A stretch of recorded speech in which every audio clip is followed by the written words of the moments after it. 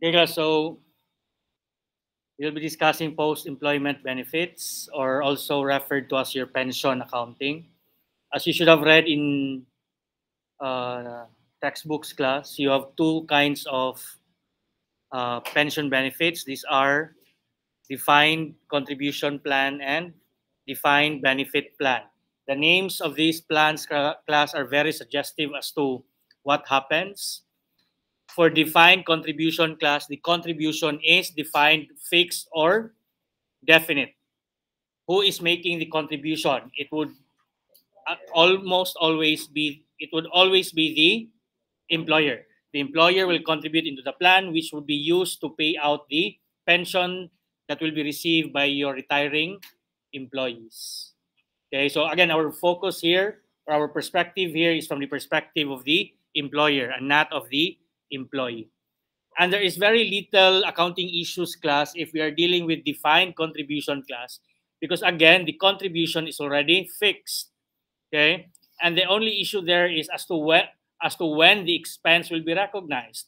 And following accrual accounting class, the moment it is earned, the moment the liability on the part of the employer arises, and when does the liability on the part of the employer to give out pension arise? The moment that services are rendered by the employees. So every year, the employer will have to recognize employee benefit expense for the amount that it is obligated to contribute into the retirement plan. Okay? The employer is not concerned as to how much the fund will ultimately grow into. What the concern of the employer in a defined contribution plan is the amount that it has to contribute. So the challenge here in most problems would be just on the computation of the amount class. Okay, and we will answer problems involving defined contribution plan later on. We'll first focus on defined benefit plan. Okay, again, the name is suggestive as to the arrangement. In a defined benefit plan, the benefit that will be received by the employee is defined. And that is inherently challenging class. Kay, the arrangement is for the employer to make investments or contributions and make sure that the fund will be enough to cover the pension payments.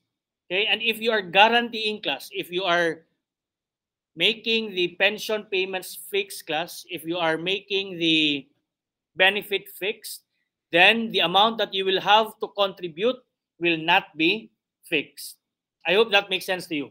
Defined contribution class, contribution is fixed or definite, but the amount of benefit, the amount of ultimate benefit will not be fixed. It depends on how the retirement plan or the retirement fund performs. The opposite class would be your defined defined benefit plan. The benefit is fixed or defined. So it's as if we have a fixed goal class, and our obligation would be to put up sufficient amount in order for the fund to reach the fixed benefit.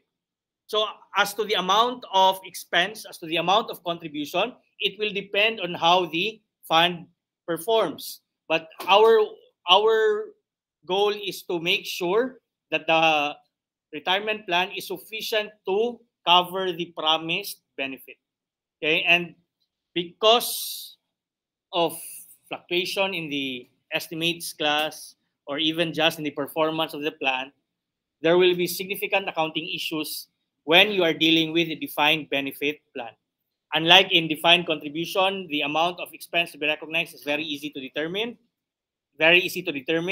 But in a defined benefit plan class, the amount that you will recognize as employee benefit expense would be difficult to compute. Okay, but fortunately for you class, our focus is not on the fluctuations in the estimates class. Our focus is just on the amount that will be reported as an expense, the amount that will be reported as a component of your other comprehensive income, and the amount that will be reported as a prepaid or accrued benefit cost. Okay, so the computation class in pension accounting for defined benefit is very complicated, but that is not our focus because We are not trying to get a certification to become an actuarian class. Okay, the amounts will be given to us. Our challenge would be on the classification now, whether it should be reported as an expense, whether it should affect our assets or liabilities. And I have shared to your class rep class a somewhat a guide class. Okay, regardless of the problem, it would all boil down to this basic principles class. Okay, ignore the first item in the I'm referring to the Excel file I have shared. The first item that you will see there is the net change in prepaid or accrued benefit cost. When is it prepaid benefit cost class? If what is greater than what? It's prepaid if the plan assets are greater than your pension benefit obligation. If the assets you have set aside, you have funded to cover the pension obligation is greater, then that means you have a prepaid benefit cost. If it's the other way around, if your existing pension benefit obligation is greater than the value of your retirement plan, then you will have accrued benefit cost, which is a liability. Prepaid benefit cost is obviously an asset, while accrued benefit cost is obviously a liability. But you'll notice, class, that they somewhat merge these two accounts so that you can just use them interchangeably. If it will have a debit balance, then it will be an asset. If it has a credit balance, then it will be a liability. But the first item shown here is the net change. This is not a common question in this topic. Okay, so we can skip this first. Okay, but what I'm trying to show you here, that if you get the difference, class, if you get the difference between the total defined benefit cost for the year and the contribution to the plan during the year, the difference would be the change in your prepaid or accrued benefit cost. But again, that would not be a top priority for us because the net change in your prepaid or accrued benefit cost is not a common question. Okay? But what I'm trying to show you is that the net change in your prepaid or accrued benefit cost would be the difference between the total defined benefit cost and the contributions to the plan, all made during the year. Okay? A common question, however, class, is your total defined benefit cost. Okay, again, a common question is how much is your total defined benefit cost? And it is important for you to appreciate, class, that your total defined benefit cost is not the same as employee benefit expense. This is one of the first hurdles of students, class. Students would get confused. Student would think that employee benefit expense is synonymous with your total defined benefit cost. That is not correct. In fact, your employee benefit expense is a component of your total defined benefit cost. So in the Excel file I've shown you, class, beside your total defined benefit cost, you have two cells there, which are your employee benefit expense and your remeasurement gains and losses. So what does that mean? Your total defined benefit cost, class, is composed of your employee benefit expense and your remeasurement gains and losses. Okay. Now, why are we separating these two? Why are we separating your employee benefit expense and your remeasurement gains and losses? The main reason, class, is reporting. Where will you present your employee benefit expense? It will be shown as part of your profit or loss. On the other hand, your remeasurement gains and losses will be reported as a component of your other comprehensive income or your OCI. But ultimately, these two will be shown in your statement of comprehensive income. But I hope you can still remember that your statement of comprehensive income has two components, your profit or loss and your other comprehensive income. Okay? So again, your total defined benefit cost is composed of your employee benefit expense and your remeasurement gains and losses. And again, a common question in this topic is to compute for your total defined benefit cost. And again, it's just your employee benefit expense and your remeasurement gains and losses. But why would still many students find pension accounting difficult, class? If the most common question is to compute for defined benefit cost and it is only composed of two things, why would still students find this topic difficult?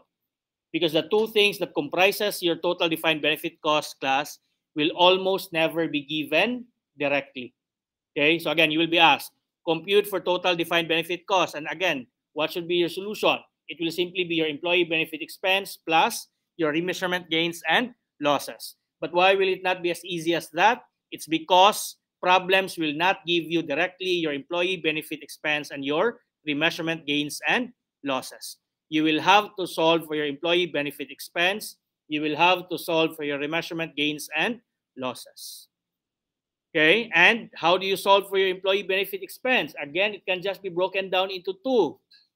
What are the two components of your employee benefit expense class?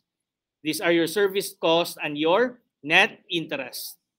Okay, your service cost would definitely be a positive amount in the computation of your expense. Your net interest can either be positive or negative, meaning it can increase or decrease your total benefit expense depending on the amount of the components of these items. Okay, so again, going back, common question is total defined benefit cost. What are the two things you need to solve for your total defined benefit cost? You only need your employee benefit expense and your remeasurement gains and losses. But why will it not be as easy as that? These two will not be given. You will need to solve for employee benefits expense and remeasurement gains and losses. Okay, next, given that this will not be given, what are the two things you need to solve for your employee benefit expense? You only need two, and again, these two are your service cost and your net interest. But again, why will it not be as easy as that, class? The problem will almost never give you your service cost and your net interest directly. Okay? Supposedly, if you break it down this way, class, it will appear easy because normally you will be only needing two or three things. Okay? But again, because the components will not be given directly, it will give an impression that it is difficult, class. But if you just break down the task, if you just break down the steps into several steps, class, each step would be very easy to remember. Each step would be very easy to determine or compute, class. Okay? Again, we only need two things for your employee benefit expense, and these are your service costs and our net interest, class. But our problem now is your service cost and your net interest will not be given directly. So what is expected from you? Make sure to remember the subcomponents of your service cost and your net interest. Okay? But again, if you just break it down, class, it will be very easy for you to remember. Now, what would be the subcomponents of your service cost, class? You will have three: your CSC, your PSC, and your gain or loss on settlement. What is our CSC, class? Your current service cost. Will this normally be given the problem? Yes, because it is not our duty as accountants to be able to solve for this amount. This is what I was referring to earlier. Okay, it would now be a job of the actuarian to determine how much would be considered as the current service cost. If there are any adjustments, that will be referring now to your past service cost. Do we expect this amount to be given? Yes, because again, it is not our duty to be able to compute for the amount of past service cost that will need to be recognized in the current year. Okay? And the third one would be your gain or loss on settlement. Will that always be given? No. Will there be instances that will be given? The answer is yes. Okay? So once you have these three, class, you can determine your total service cost, which can lead you to your employee benefit expense and which will ultimately lead you to your total defined benefit cost. Okay? So again, very important to remember the breakdown lang, class, or the subcomponents. What are the subcomponents of your service cost? CSC, PSC, and gain or loss on settlement. Okay? Again, we expect current service cost and past service cost to be given. What will sometimes not be given would be your gain or loss on settlement. And how do you get your gain or loss on settlement? Your gain or loss on settlement would be the difference between the settlement price and the present value of the DBO. Stands for what, class? Defined benefit obligation that was settled. Okay? So you do not expect the total PBO or the total defined benefit obligation to be settled one time, class. Okay? You do not expect Unlike your bonds, by the time it reaches its maturity, you expect it to be paid in full, and it will be settled and recognized in full at the time it is paid. But for your pension obligation class, you do not expect it to be completely eradicated or recognized from your records. Why? Because your employees will not all simultaneously retire. And even if your employees retire, there will still be remaining employees that will continue to earn this pension benefit class. Okay? So do not expect that if you settle this pension obligation, that the entirety will be settled. So there will only be portions that will be settled class. And that is why it's important to emphasize that your gain or loss on settlement would only be the difference between the amount paid to settle and the portion of the obligation that was settled, not the entirety. Okay, so you just compare settlement price and the obligation that was settled. Okay, although this will not be an issue in the problems class, what would be the valuation of the obligation that will be settled, that will be compared to the settlement price in determining the gain or loss on settlement? It would be the present value. Okay, so might as well, for purposes of theory class, remember that it is valued at the present value. Or just like any obligation class, in computing for a gain or loss on settlement or gain or loss on extinguishment, it will always be the present value or the current carrying amount of the obligation. Okay, so going back, what's a common question? Total benefit cost. And what is the composition of your total benefit cost? You will have your employee benefit expense and your remeasurement gains and losses. We do not expect these two to be given, okay? And that's why it's important for us to know the components of your employee benefit expense. And what are the two components of your employee benefit expense? These are your service cost and your net interest. We also do not expect these two to be given. That's why it's important for you to remember the components of your service cost. And what are the three components of your service cost? Current service cost, past service cost, and gain or loss on settlement. Now, if you can just remember already, class, that employee benefit expense is composed of service cost and net interest, then remembering the subcomponents of your service cost will not be difficult to remember or will not be difficult to do. Because 2 out of the 3 class components, subcomponents of your service cost contains the phrase service cost. So I hope you develop the mentality class that this is not really difficult to remember. What are the 3 components of your service cost? Past, current service cost, past service cost, and the only one that should pose a little challenge for you to remember would be the gain or loss on settlement. And again, how do you get the gain or loss on settlement? This will be the difference between 2 things. Again, it boils down to 2 things again, class. What are these 2 things? The settlement price or the settlement paid compared with the defined benefit obligation that was settled, measured at present value. Or simply, you can just remember the phrase stated here, class, the difference between the settlement price and the present value of the DBO settled. Okay? And again, your service cost should not be difficult, class. Okay? We expect the current and past service cost to be given, and sometimes your gain or loss on settlement would even be given. Okay? But be careful lang, class. In computing for your total service cost, are you going to add the gain or are you going to deduct the gain, class? Deduct. Because we are computing costs on our part. If we have a gain, then that will offset your costs. Do you follow? So if you have a gain on settlement, that will actually decrease your service cost. Okay? Again, we're talking about expenses here. So anytime you have a gain, the gain will offset your expenses or your cost. So that will decrease your service cost. Inversely, if it's a loss on settlement, that will further increase your service cost.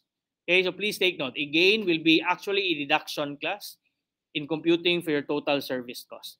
Next component of your employee benefit expense, we have your net interest. Okay, and your net interest again also has 3 subcomponents, class. And what are these 3 subcomponents? And it's not even difficult to remember because these 3 are all interest. Okay, and the good thing here, class, unlike before the new, no, it's wrong to call this a new standard. Okay, this has been around for many years now. with the new standard class, we will only be using one rate. Before, we had to use two different rates, and the difference would lead to recognition of gains and loss to be reported as part of your OCI. But here, for your net interest rate, for your net interest cost, only one rate is relevant, class. Only one rate is relevant, and that would be your the interest rate given in the problem, or sometimes it would be given as your discount rate. So all of these three class will use the same rate, class. Okay. So again, what are the three subcomponents of your net interest? This would be the interest on your PBO and the interest on your FVPA. By the way, what is PBO?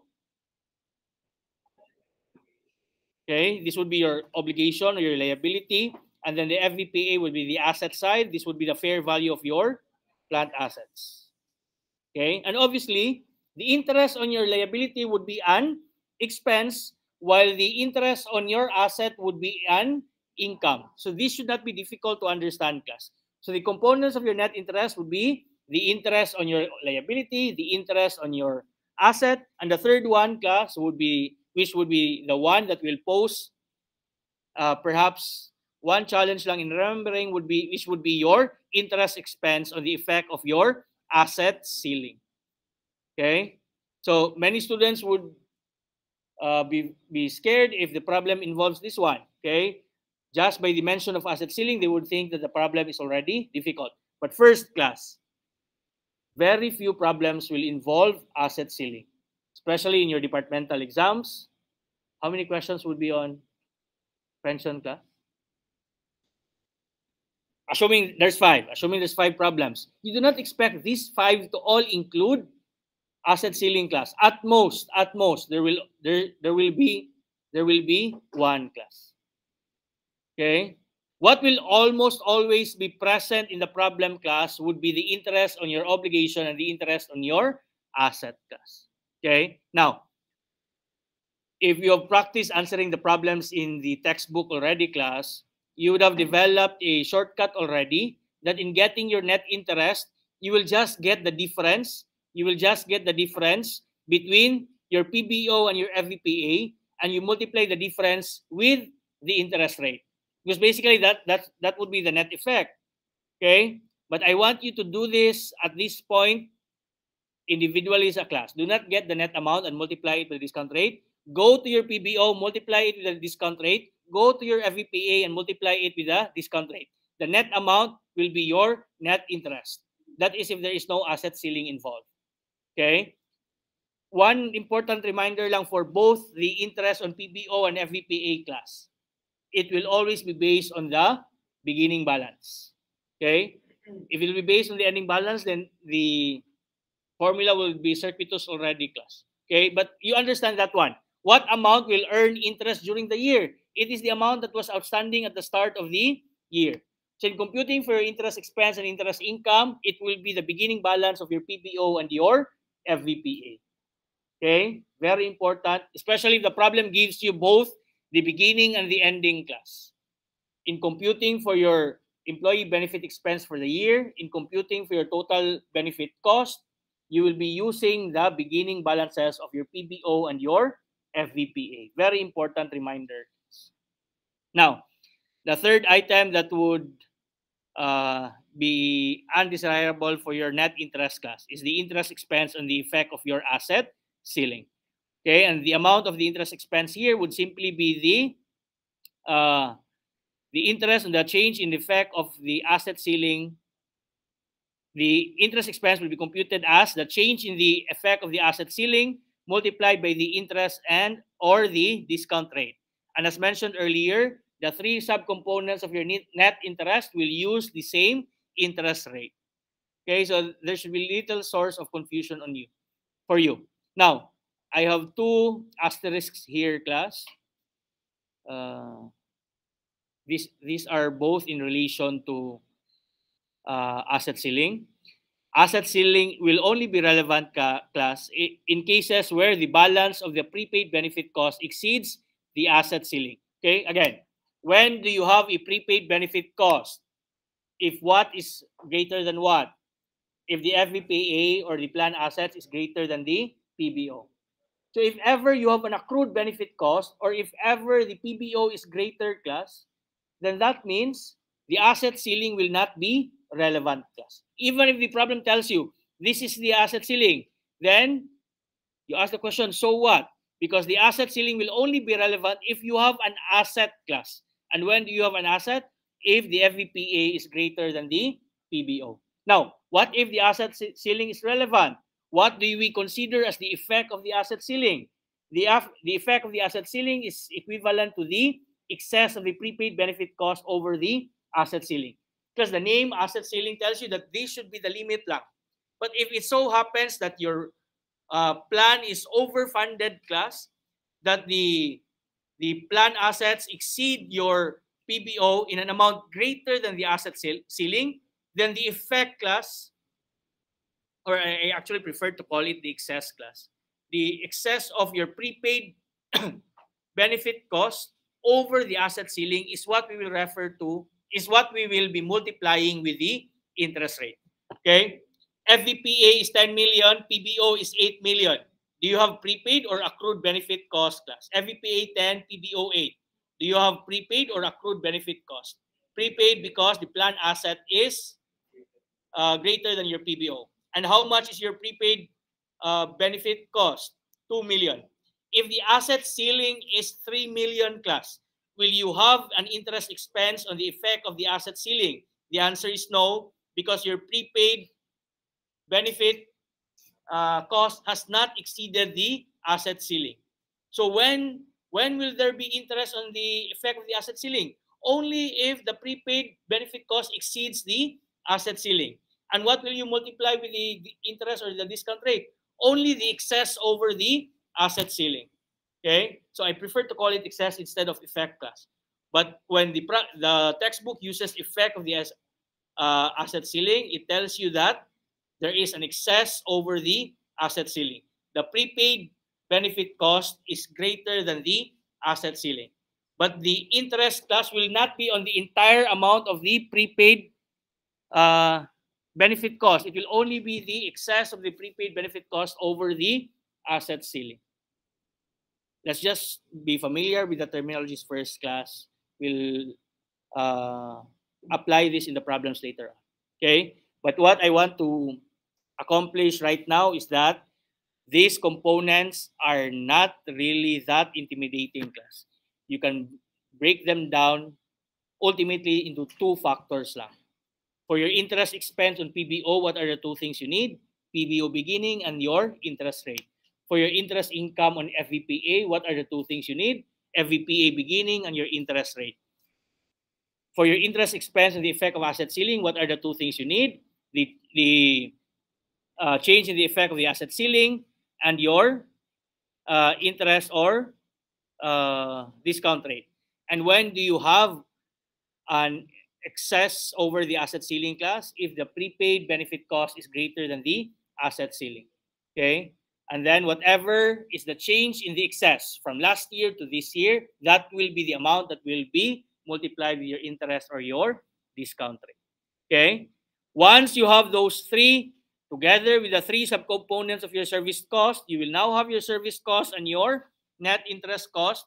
If you have your service cost and your net interest cost, you will now be able to answer your employee benefit expense, which I believe is a more common question than your total defined benefit cost. Okay? I mentioned at the start that total defined benefit cost is a common question, but employee benefit expense, class, is an even more common question than your total defined benefit cost. Okay? So as a recap, how do you compute for your total defined benefit cost, class? This is composed of two, and these are your employee benefit expense and your remeasurement gains and losses.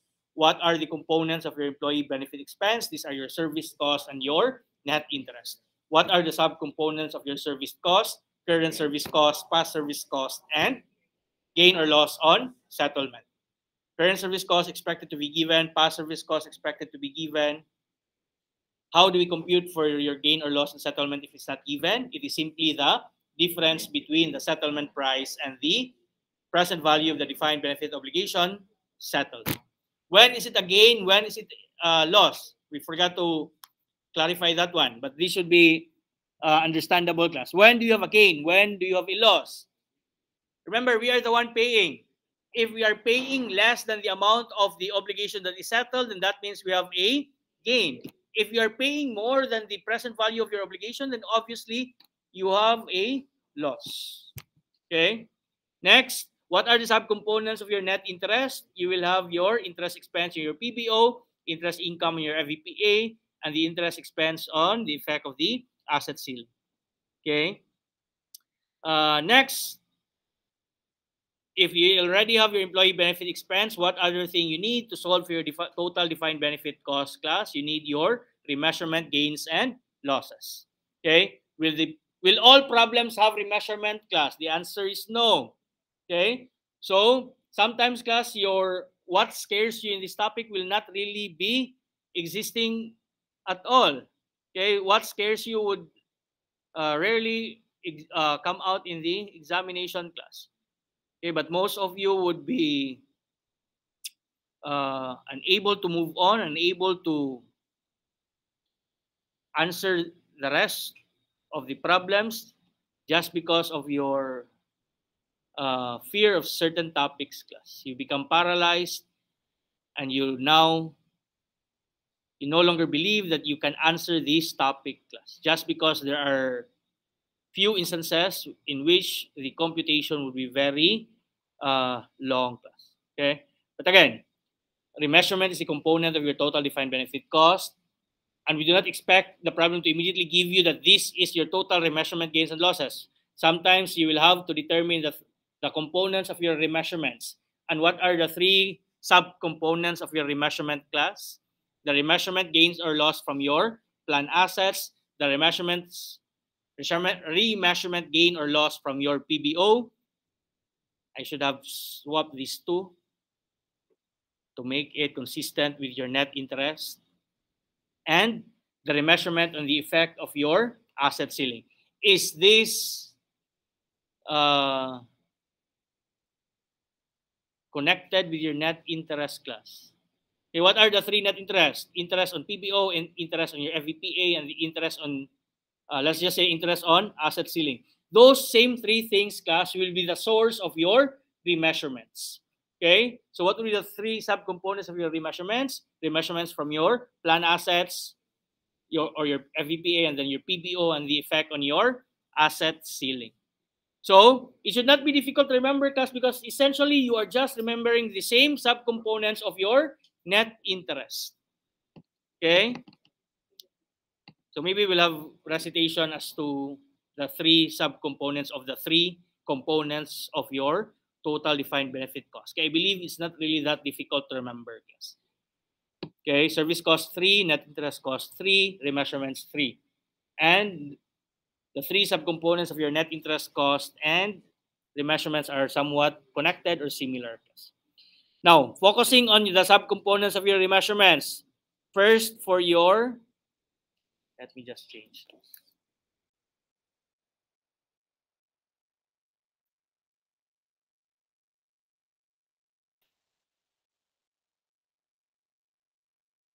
Next, your PBO, class. We will not be the one computing for this one, class, because this would be the task of the actuarian already, class. Okay. However, problems will ask you to solve for the remeasurement gains or losses from your plan assets, class, because it is relatively easy, class. How do you solve for the remeasurement gains or loss from your plan assets, class? It is simply the difference between actual return on plan assets and the interest income on your plan assets, class. So basically, compare the actual and the estimated. It's wrong to call it estimated. I don't know what would be a better term. Basically, the amount recognized in your net interest, class. Okay, your remeasurement gain or loss would be the difference between the interest income on your FVPA and the actual return on your this should be plan assets, not plan. Okay, now, this is somewhat connected with net interest class. Okay, basically, a component of your net interest class is needed to compute for the remeasurement gain or loss class. Okay, now, uh, we do not expect these two things to be given class, but they are somewhat easy to compute class. The FVPA will be given, the interest rate would be given. Okay, sometimes the actual return on plan assets will be given, but sometimes it will just be given as a percentage. But again, that is not difficult to compute. Okay, with this class, when is it a gain? When is it a loss? And again, this should be understandable. When will you have a remeasurement gain on your plan assets? If which one is greater, the interest income recognized or the actual return? If actual return is greater, then you will have a gain. Okay. If it's the other way around, if actual return is lesser, then you will have a loss on remeasurement. Okay. And then for the effect on the asset ceiling, the remeasurement gain or loss would be uh, the change in the effect of the asset ceiling less the interest expense on the effect on the asset ceiling. Okay, the interest expense here is the third subcomponent of your net interest. Okay, so basically you will be needing your net interest class to compute also for the remeasurements from your plan assets and your asset ceiling. Okay, again, just on the terminologies class, I just want you to know what to look for. Can we proceed to the problem? Let's start with the open-ended problems.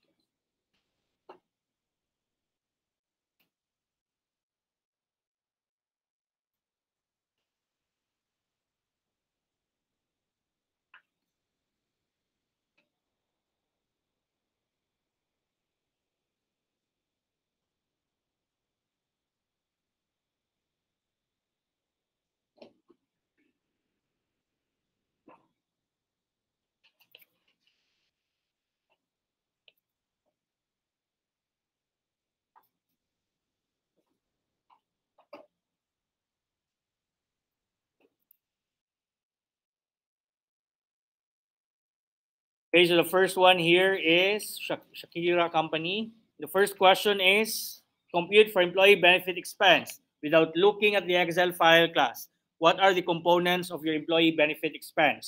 We have two. These are your service cost and your net interest.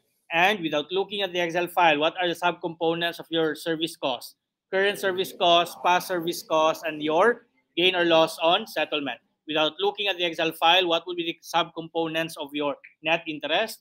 Interest expense on your PBO, interest income on your FVPA, and interest expense on the effect of the asset ceiling. So for me, class, the best thing for you to do is to regularly check those subcomponents, class. Okay, do not your procedure in answering the problem, class, should not be dictated by what is given. Okay, it should be dictated by what you know as the component of your employee benefit expense, and you just look for these items. Okay, but many students would not do that, class, because they do not even know the subcomponents class, and they do not know how to look for the subcomponents. They do not know that this amount is already the subcomponent they are looking for. And that is what we want to develop, class. You remember all the subcomponents, you will know what these subcomponents represent, and you will be able to recognize these subcomponents if they are given in the problem. So that if they are not present, you are confident, you can confidently say that this is not present, my answer will only be composed of these things. And you can only accomplish that, class, through practice, class. Okay, through answering as many problems as you can. Let's do that. First subcomponent of your service cost, class, is your current service cost. Is that given in the problem? The actual, the entity contributed. Where is that, class? First sentence after the figures. During the year, the accountant had determined that the current service cost is 1,550,000. Okay.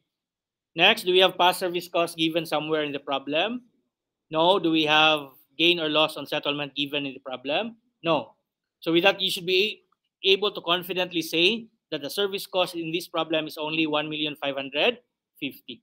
Next component of your employee benefit expense is your net interest. And what are the three things that we should be looking for? First, the interest expense on the PBO. Is the PBO given, class? What PBO are we supposed to be looking for? Beginning or end? Is the 6 million given in the problem the beginning, class? Yes. Okay. First part of the problem at the beginning of the current year. So it is these 6 million that will incur interest throughout the year. And what rate are we going to be using? 10%. You multiply 6 million by 10%, you would get 600,000.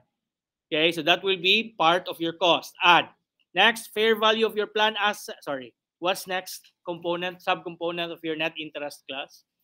Interest income on your plan assets. Are we given with our plan assets?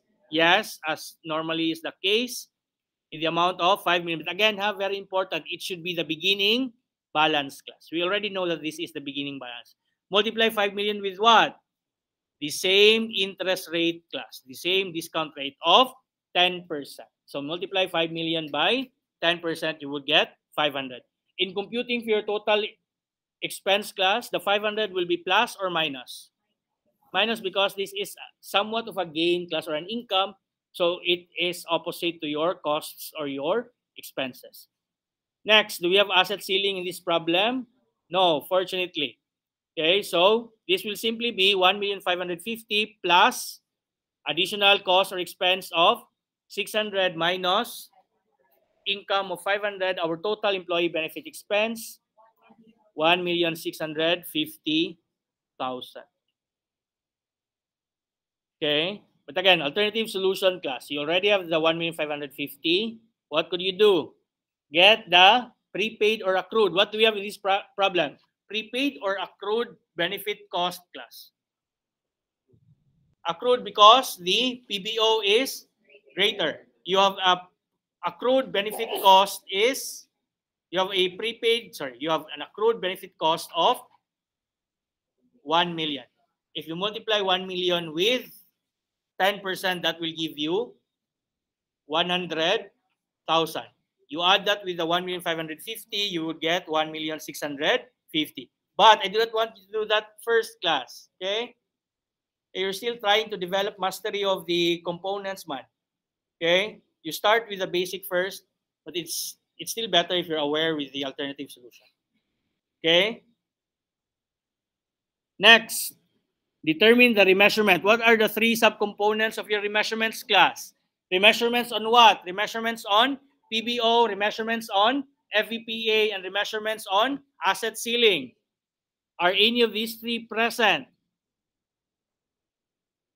Usually, if remeasurements are around or present, class, it would be the remeasurement gain or loss from your plan assets. And again, how do you determine the remeasurement gain or loss from your plan assets? Compare the interest income, the plan assets, and the actual return on your plan assets. Class, I really think these things make sense, so it should be easy for you to remember, class. Remeasurement on plan assets, then everything is dealing with plan assets, interest income on plan assets, and actual return on plan assets. Okay, and basically the difference is just on the interest rate that will be used. For interest income, have we computed for interest income already? Yes, diba, it was computed at 500,000. Next, what do we compare with the 500,000? The actual return, 650, which is already given. Okay. In all problems, class, the expected return is still relevant. This is the amount that will be added to your plan assets. But now, only one rate is used for both PBO and for your FVP. Before, use the discount rate for PBO, use the expected return on plan assets. But now, use the same rate for both FVPA and PBO. But what will you use in computing for your remeasurement gain or loss on the plan asset class? The discount rate for your plan assets and actual return. How much was it again? The interest income class, 500. And actual return is 650. There's a difference of, is this a gain or loss? Gain because the 650 is greater. So you will have a remeasurement gain of 150,000.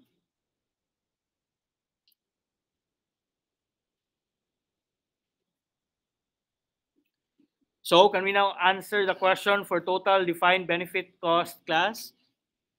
Yes. How much was our employee benefit expense? It was 1,650,000. How much was our remeasurement gain class?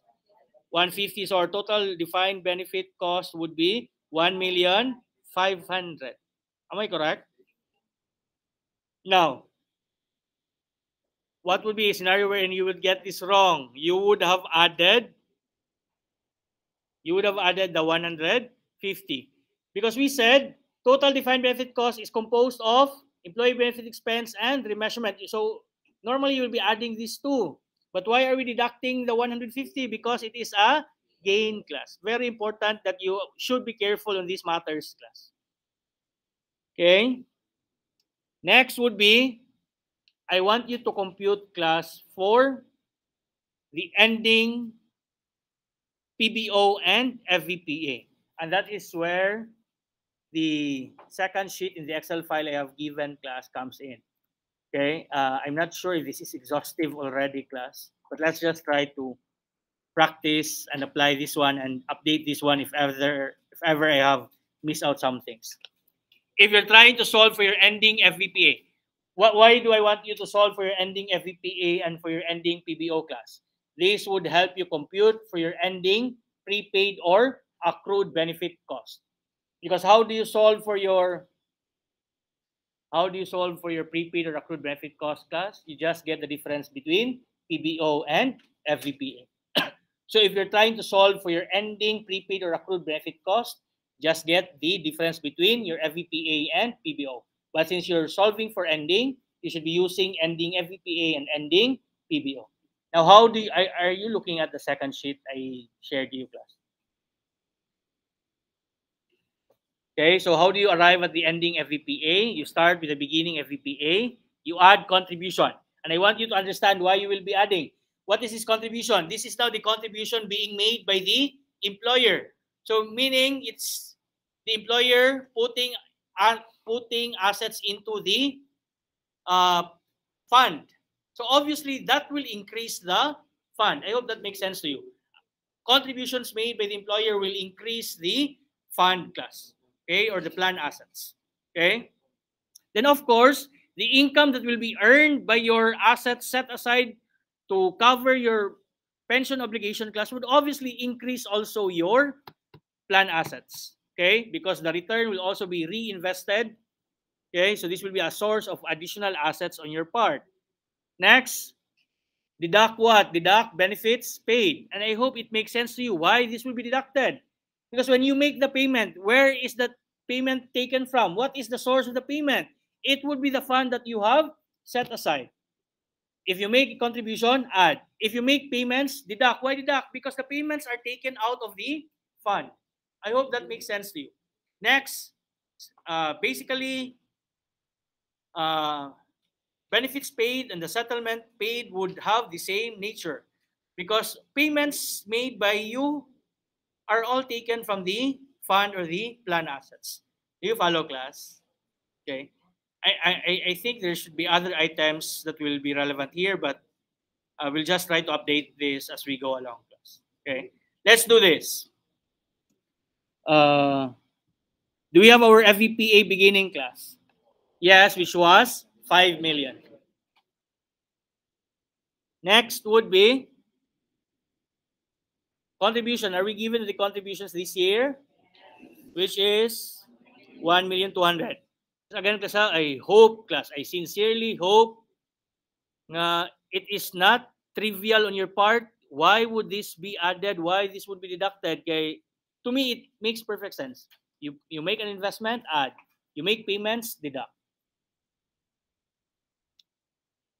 I hope this is understandable to you. Okay, add 1,200,000.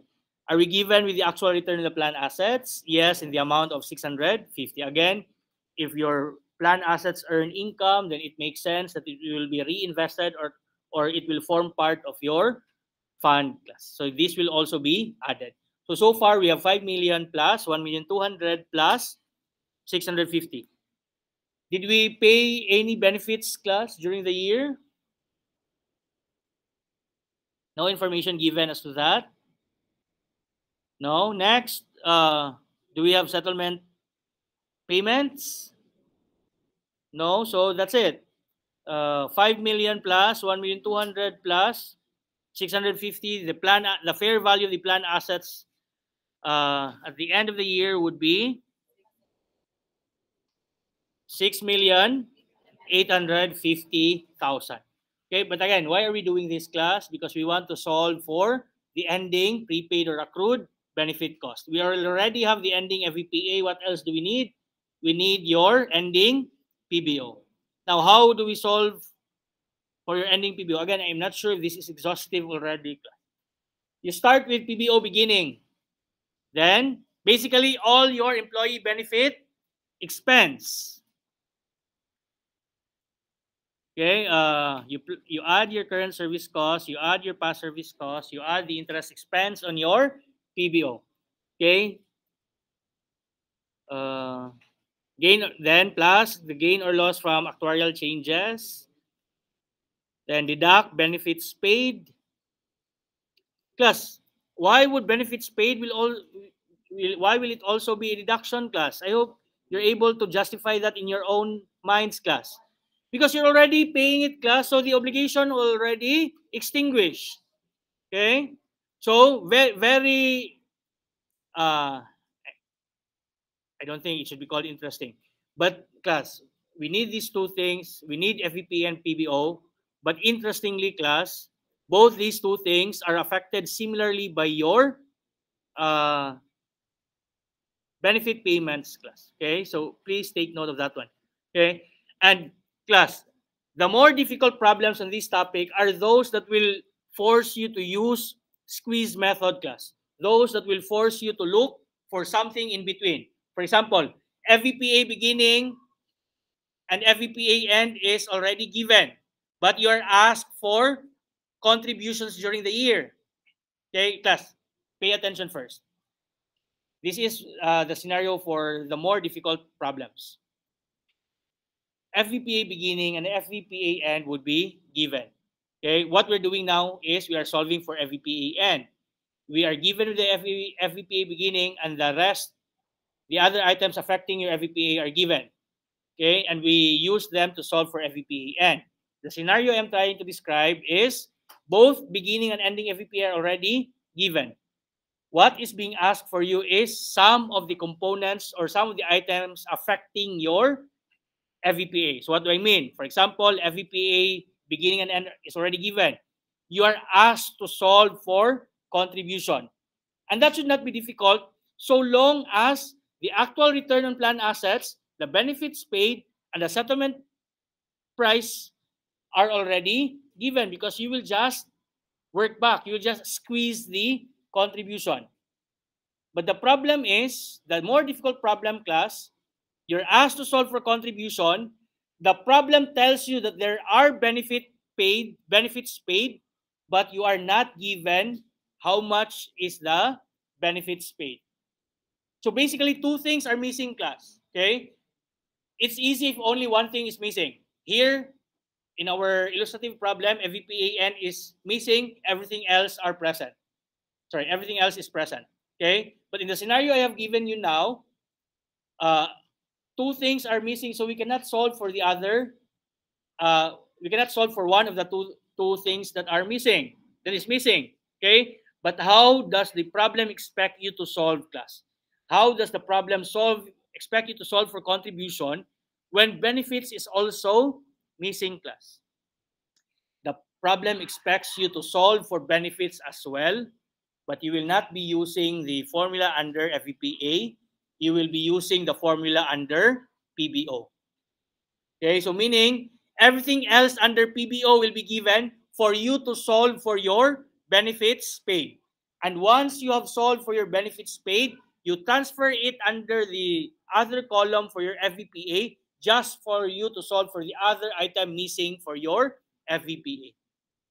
Okay, that's why it's important for you to remember these two sides, class. Okay, now,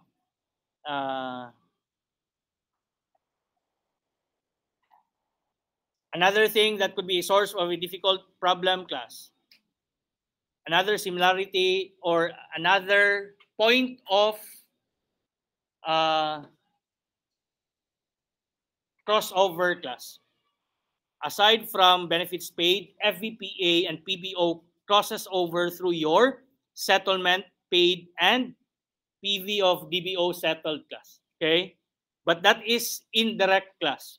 Okay, what is now the scenario? FVPA, everything for FVPA is given. FVPA beginning and FVPA end is given. Contribution is given. Actual return is given. What is not given is your, sorry, let me change that one. We are still trying to solve for contribution. Okay? So to do that, we need actual return, benefits paid, and the settlement price. But unfortunately, the settlement price is also not given. Okay? And how does the problem expect you to solve that one? Figure out the settlement price from the PBO T account. Okay? But this is what I want you to understand. The settlement price is not the same as PV of the DBO settled, class. They are not equal.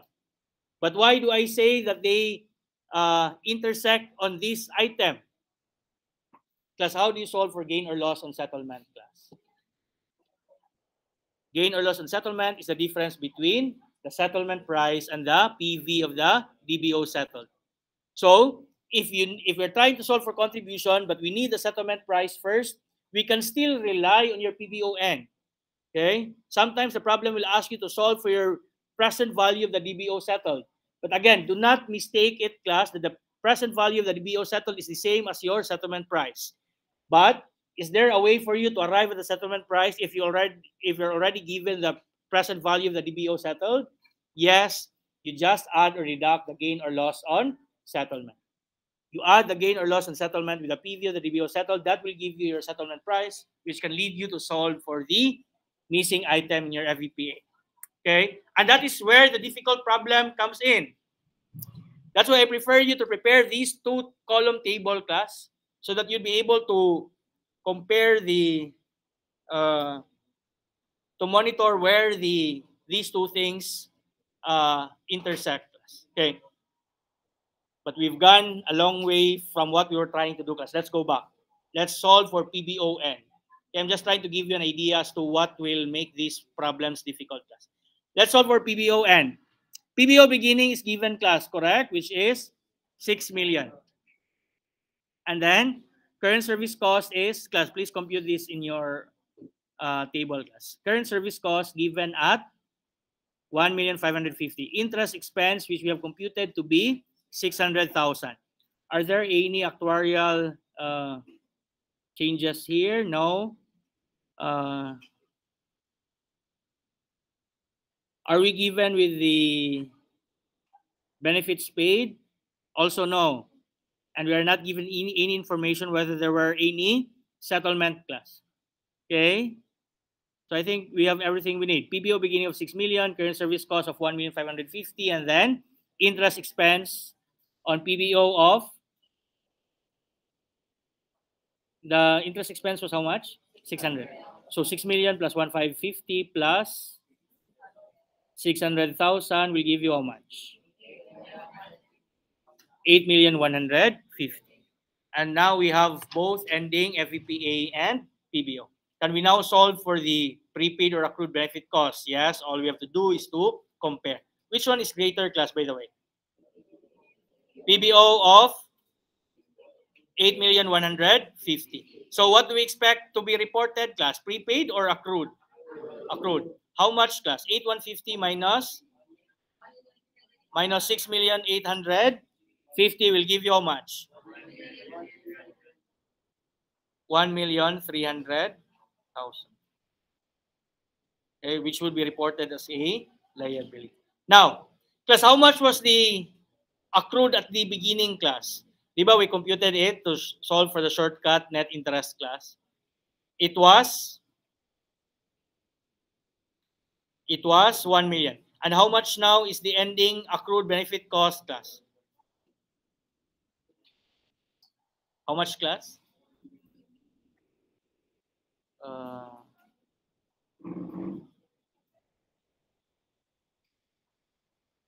It's 1,300,000. So there is an increase of how much, class? Increase of 300,000. So if our cheat sheet is correct, class, how much was the total defined benefit cost, class? 1,800,000. Do you remember the one? Sorry, 1 million. Sorry, I committed the mistake. I was trying to warn you, class. You should not add 150 with 1,650. The 150 should be deducted. So total employee benefit expense of 1,500,000, and then minus the contribution to the plan. Are you given with the contribution to the plan, class? How much is the contribution? 1,200,000. Okay. So 1,500,000 minus 1,200,000 will give you 300. And since the cost is greater, class, there will be an increase in your accrued benefit cost in the amount of 300,000. And that is basically the first item in our cheat sheet, class. That the difference between your total defined benefit cost and your contribution to the plan is the net change in your prepaid or accrued benefit cost. Okay? Okay, but again, there's no need to emphasize that one, class, because that is not a very common question.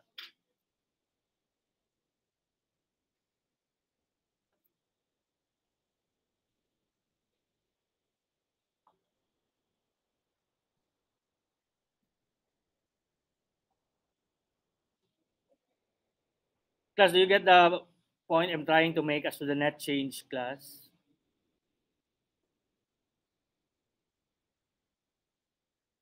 Now, let's go back. In this problem, class, if you are asked, how much is the net change in your pension or accrued benefit cost? What do I want you to do while you are still practicing, class? Solve for FVPAN, solve for PBON. Get their difference and then compare their difference with the difference between the beginning and between the beginning FVPA and PBON. Okay, do it step by step while you are still trying to master it, class. Okay, but I'm trying to show you this one in our cheat sheet, class, that if you're asked how much is the ending prepaid or accrued, just solve for the net change. How much was the beginning prepaid or accrued? 1 million. And what you do, just add or deduct the net change. And how do you get the net change? Total benefit cost minus the contribution. How much is the total contribution? Total contribution expense, total contribution, total benefit cost. It's 1,500,000. Total contribution 1,200,000. That will be 300.